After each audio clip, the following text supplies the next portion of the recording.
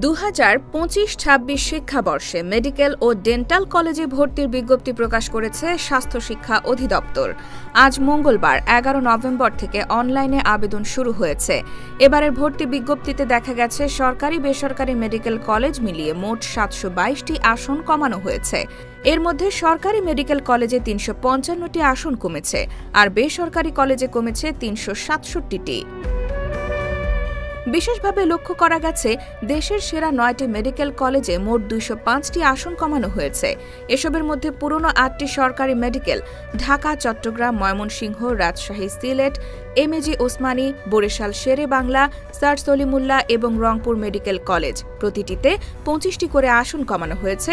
ফলে প্রতিটি কলেজের আসন সংখ্যা ২৫০ থেকে নেমে দাঁড়িয়েছে ২২৫-এ।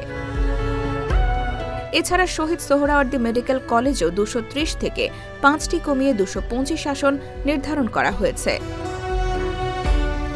অন্যদিকে হবিগঞ্জ মেডিকেল কলেজ থেকে ৫০টি আসন এবং নেত্রকোনা, নীলফামারী, নওগাঁ, মাগুরা ও চাঁদপুর মেডিকেল কলেজ থেকে ২৫টি করে আসন কমিয়ে এখন প্রতিটিতে ৫০টি করে আসন নির্ধারণ করা হয়েছে। তবে কিছু মেডিকেলে আসন বাড়ানো হয়েছে।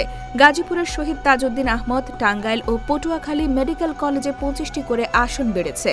বর্তমানে শহীদ তাজউদ্দিন ও টাঙ্গাইল মেডিকেলে ১২৫টি এবং পটুয়াখালী মেডিকেলে ১০০টি আসন রয়েছে।